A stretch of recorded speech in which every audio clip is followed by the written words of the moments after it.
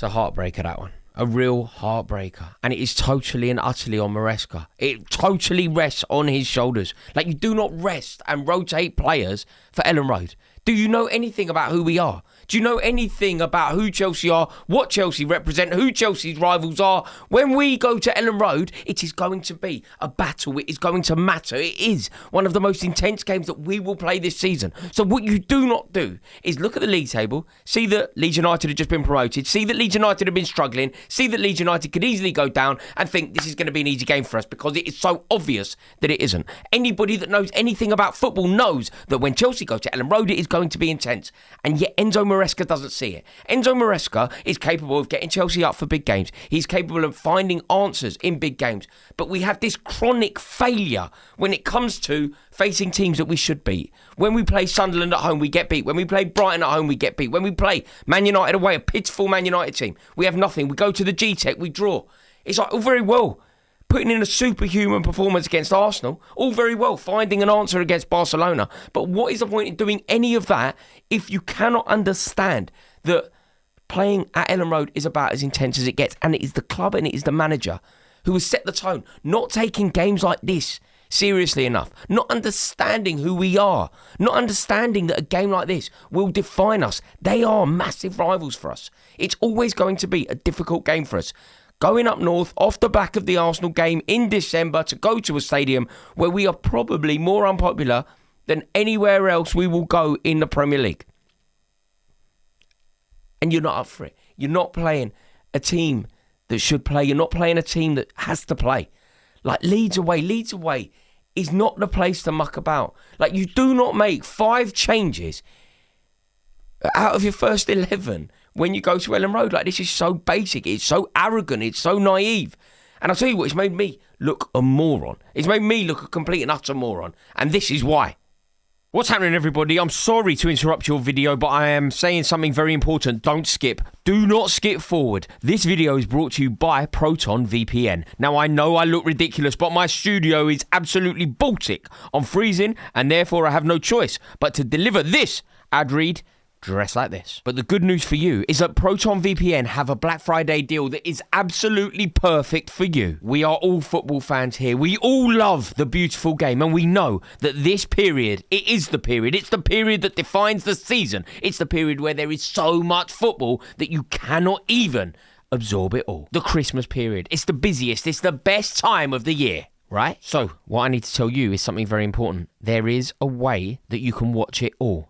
That's right. There is a way that you can watch it all. You literally do not miss a kick. Proton VPN has over 10,000 servers and over 110 different countries. It's optimized for streaming and it has an integrated ad blocker. Do you know what that means? Have a little think about it. Optimized for streaming. Optimized for streaming. It's available in 110 different countries and it's optimized for streaming. Now, 2 and 2 quite often makes a Christmas cake. I will let you do the maths, but listen to what I'm saying. It's optimized for streaming, available in 110 different countries. And we love football. So to get up to 75% off, you heard that right, 75% off, all you have to do is go to protonvpn.com/Rory Jennings. Alternatively, you can scan the QR code that's on screen now or click the link that's in the description. Also, it would do me a massive favour if you would use the code via my account because then maybe Proton will partner with me again and that could do me a big favour because I've got heating bills to pay, mate. I've got to go to work every day. Proton VPN are doing us all a massive favour this Black Friday. Nice one, Proton. I'm going to go and have a cup of cocoa. It's made me look a dunce because I allowed Maresca to convince me that he was something that he isn't. I had my reservations. I knew what he was like. I knew what he was capable of. But I got caught up in the euphoria of that point against Arsenal. I got caught up in the euphoria of what we did to Barcelona. And as a result, I started talking about Chelsea being in a title charge. I genuinely believed it. I genuinely allowed myself to believe it. And that is why I am a dunce. You know, like the dopey kid at school, sits in the corner back in the day and he wears a cone hat with a D on it. That's me. For believing that Maresca could be something else. For believing that Chelsea could launch a serious and sustained bid to win a Premier League title. I genuinely thought that we could because I thought he was evolving. I was using loads of examples to say that Maresca was evolving. Last year he said we couldn't win a league title. This year he said we could. I was like, okay, he's learning. You know, we saw us go down to 10 men against Manchester United, and Maresca made a pig's ear of it. We went down to 10 men against Arsenal, and he found a way. I was like, he's improving. He's finding form. He's learning. And he's so short-sighted. It's made me look a fool. We had a title race for 72 hours. We were in the title race for 72 hours. I've been arguing with people. I've been having bets with people. I owe people money at TalkSport because I've said that we are now in a serious title race. We need to be taken seriously. We are a serious football club. And we're just not. We're just not. And it's primarily because of Enzo Maresca's decision making. Like, he can do all right. He'll probably win a cup here and there. But he does not have the ability to win a Premier League title. Like, there is something so basic, so obviously basic at Chelsea. Reece James needs to have his minutes managed. That's a fact. It's the manager's responsibility to nurture Reece James. Keep Reece James like a cool spring ready to go. But let me tell you when you do manage them. You manage them when Moises Caicedo is available. You manage them when Caicedo is on the pitch, because what you do not do is have a situation where you are managing the minutes of Reece James and you've got your best player, if Caicedo's not there, you've got your best player watching, then you've got your actual best player banned. So if you're going to manage Reece James's minutes, you do it in a different way. You probably do it in a home game. You do it in a game that isn't as intense as Leeds away. Reece James at Leeds away is the first name on a team sheet. Obviously, you pillock. Obviously, you need somebody who knows what Chelsea are all about, because you clearly do not. Maresca clearly doesn't know. If he knows, if you know what Chelsea are all about, you go into a game against Leeds United, you play your first team. You play your best team. You try and put in a statement win. Get the fans going 5-0 away at Ellen Road. Even Rafael Benitez did that. That was an away end as well that day, tell you what. But look what we've done. We've managed the minutes of Reece James when Caicedo is injured. We have therefore put together this back four that is a higgledy-piggledy back four that was so under pressure and so overwhelmed and so clearly not capable of doing the job. Two of the back line should never play for Chelsea again. Benoit Badiashile is one of the worst players I've ever seen play football in the Premier League era. Benoit Badiashile wouldn't have got in our team in 1994. When we played at Ellen Road, first or second game of the season, we beat them 3-2. John Spencer scored one through John Lukic's legs. Benoit Badiashile doesn't get in that team. Erland Johnson is a better player than Benoit Badiashile. Jakob Jelberg is a better player than Benoit Badiashile. That error, by the way, from Tosin Adarabioyo was sackable. Like, Tosin Adarabioyo miscontrolling the ball in his own area to allow Dominic Calvert-Lewin to score. It's sackable. Like, Jakob Kjellberg doesn't make that error. And that moment, the game was killed. And we were second best all over the park. That's because we don't have someone like Caicedo there setting the tone. That's because we don't have someone like Reece James there setting the tone. We were second best all over the park. They wanted it a lot more. Their fans were more up for it. And off the back of that outrageously brilliant, superhuman performance the other night, it now all counts for nothing. It was all now completely pointless. That's what it was. You know, we do not have the squad to be making that amount of changes going into a game like this. How can I know that? How can you know that? How can the world know that? But Enzo Maresca doesn't know that. It's so blatantly obvious. Like, no one ever in the history of the Premier League has ever found success by chopping and changing the centre halves.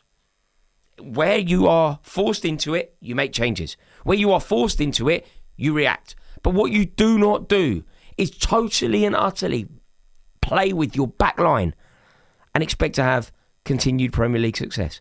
Like, Badiashile was so poor that he got dragged at half-time. Like, surely that is the end of Benoit Badiashile. In the way that we had Axel Disasi fairly recently. They were so clearly not good enough, and yet we are persisting. Like, just get him out of the team. He is not capable of playing Premier League football. And Enzo Maresca needs to take some responsibility here. It's all very well saying, he doesn't have the players. He needs to manage the squad better. Leeds United away, you need everyone in. Look, I know that we have a situation where players like Fofana cannot be repeatedly played in games. They don't have a situation where they can constantly play. But today we had to win. We had such great momentum and it was lunacy to change it. And there are so many players now who are just underperforming.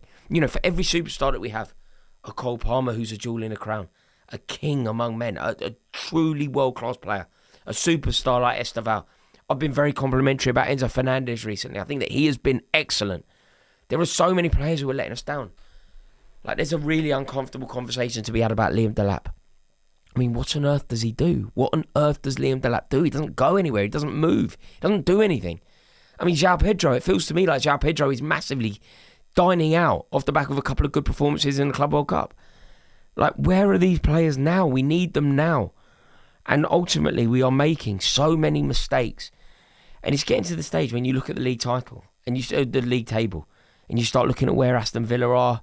You know, Liverpool have started to pick up points. You start worrying now more about what's going on below us rather than above us. And we've got some very, very tough fixtures coming up. But, you know, we haven't made the opportunity count. We've ultimately pressed the self-destruct button. And it's all because Enzo Maresca has decided to rotate. Like, you do not play Jamie Gittins in a game of this magnitude. I'm sorry, that is so obvious. Jamie Gittins doesn't get in the Leeds team. He can't start a game like this. You have to play. If you're not going to play Neto, which is foolish in itself, but if you're not going to play Neto, you have to play a Garnacho. At least Garnacho is ready to play in those kind of games. He's ready to play in those kind of big, intense games. But Pedro Neto should have started. Liam Delap should have been on the bench. João Pedro possibly should have been on the bench. You know, in our next 6 games, we've got Bournemouth twice, Newcastle away, Villa City. It's tricky. It's really tricky. But yeah, anyway. The moral of the story is, and the bottom line is, I got carried away, man. We are not in a title race. We are not capable of winning a league. Enzo Maresca is a cup manager. We aren't a team who can launch a bid for the league. The squad is too weak, and the manager is too naive. It's a heartbreaker, though. You can't be losing to Leeds. Can't be conceding 3 goals to Leeds. They'll stay up off the back of that.